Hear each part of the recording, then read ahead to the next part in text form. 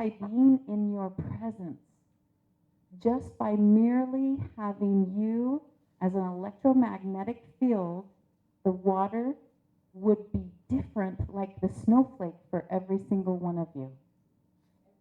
And be different. How cool is that? So now you understand why she was saying that water may become a new religion. And I think as we begin to study more about the aspects of water, one of the things that one of the physicists was saying is that water does not follow any of the prescribed rules of every other element on the planet. It's like it has its own mind. It has its own intelligence. Go ahead. And what's really cool is for us to think about, we are made of more than 78% water. So if just being in your presence can affect me, here's my new friend, and just being in her presence affects me.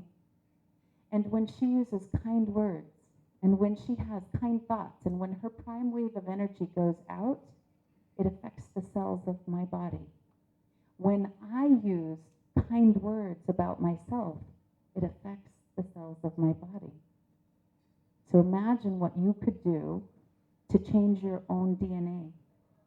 Imagine what you could do to change your own body dynamic health and systems. We're just starting to discover this, but it's fascinating. Go ahead.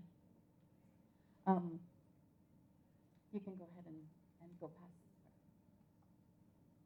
So this is my friend Travis Jessup. I'm just going to have him stand so you can see him.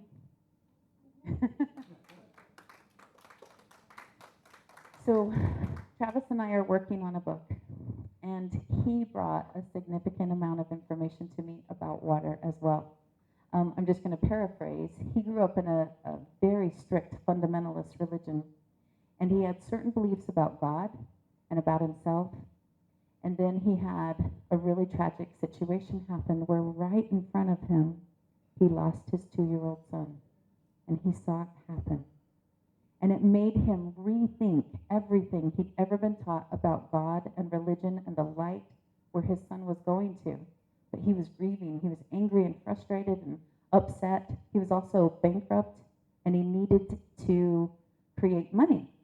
So he did what a lot of males will do and what a lot of females will do when we're in our masculine, and that's like, I gotta go make money, right? So that's what he did. He went up to North Dakota, even though he was a contractor and at one time had built a multi-million-dollar company. He went up to North Dakota to work in the fracking fields. And the reason this is important to this talk is because he used chemicals provided by his company in this truck to push and force chemicals down into the earth so that the oil could come back up. But what it created was the water became toxic and radioactive. And then he saw that it was being dumped in different areas close to farms and other things. Still, he had to make money. Still, he had to take care of things. So he's out in North Dakota, and the most amazing thing happened when he was out there by himself, and he was grieving for his son. He'd always been taught that there was only a male deity, and there was a female presence that came to him and wrapped her arms around him and loved him and helped him to heal. But she also said, you are raping my planet with your chemicals. You're taking a life-giving substance. Think about water, how much we need it right now in this hot room. You're taking a life-giving substance and you're making it a life-taking substance. So we have some things to consider environmentally with science. Like Albert Einstein said, religion without science is blind. There is a Native American who is an Indian chief and very, very wise. And his people in my nation were overrun by the whites and almost decimated. And he said this, be careful where you walk and place your footprints upon the earth, because you are walking upon the faces of your children. So we have a responsibility for what it is that we're creating on this path, with our water, with each other. And so, go ahead. Jesus Christ in John 14:12 was a great master, and he said, "These things and even greater shall you do." And he was talking to all of us. The next one, please.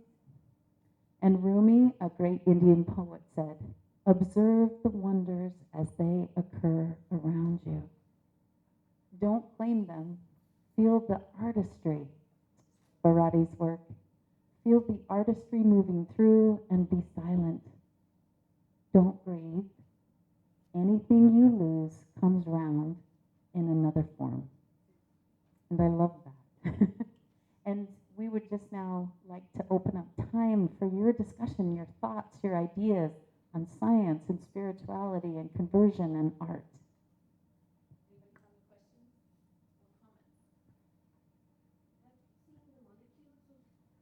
Has anyone seen the molecules of sand? Sand particles, each particle, looks like a shell or a conch shell or different. I've been getting those mails. It's amazing how the small particles have their own shapes, definite shapes.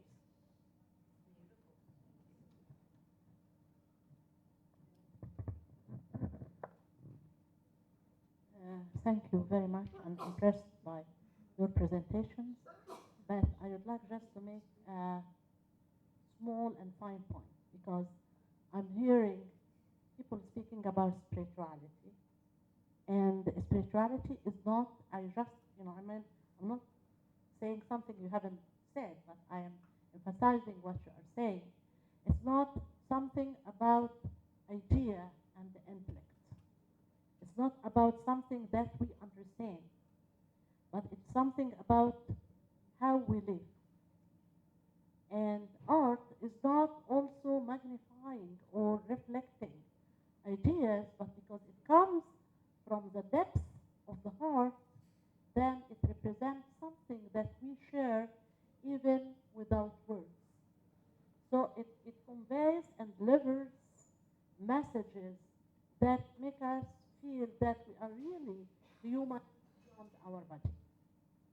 That's I would like to share this our words. Thank you very much.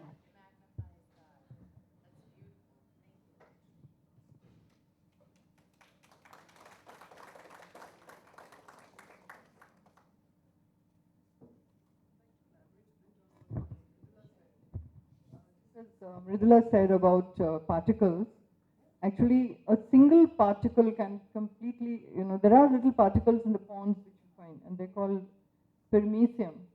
And they can maneuver, they can protect themselves from predators, and they can take, proper care of themselves. And these are just single particles. It's how they, I want to tell you your works are beautiful. Your works, you're beautiful. Thank you. And Bridget, thank you again. You always inspire me.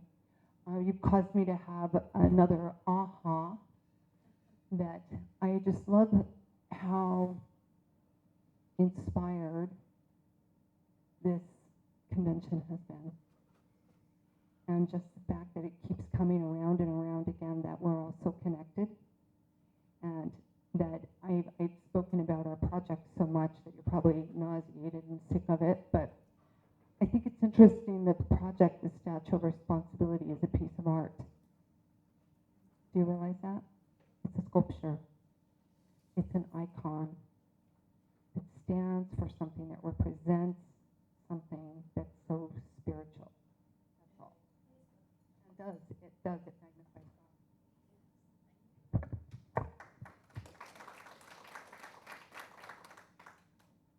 Understand. When I consider science and religion, to me they actually have the same purpose. And that is to explain the unexplainable. And so I see them both as synergistic, as symbiotic, one supporting the other. And for so long we have thought science, which is masculine, and art, which is creation, which is considered feminine, that they have been at war. just like the masculine and feminine at the beginning of this earth. And as we begin to recognize that they are actually yin and yang of one, that they complete one another, and that they support one another, it's also reflective of the yin and yang and the support that we have as women and men on this planet. And like Lisa's saying about her statue, what I do is teaching about sound, but it's mainly frequency. Every single thing has a frequency. Science can show you the frequency. Art pieces have a frequency.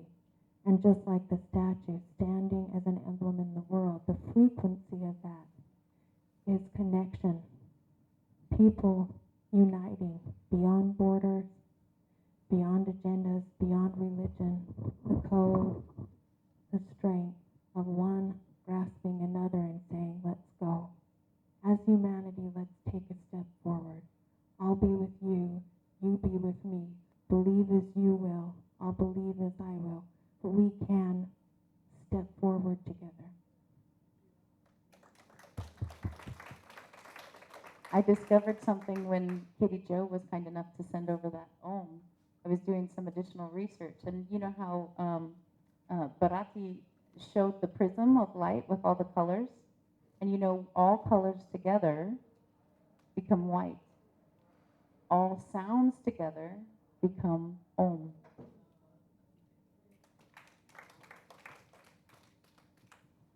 What I was thinking about is the quantum field, and what we understand about the quantum field is that we are always part of the experiment that's happening, that's in motion. And when you think about that in terms of fracking, for example, or you think about that in terms of this gathering right now, we are both experiencing and creating always at the same time. Our experienced world is always a combination of both things happening at once. Our consciousness of that is the thing that we have the ability to do something about.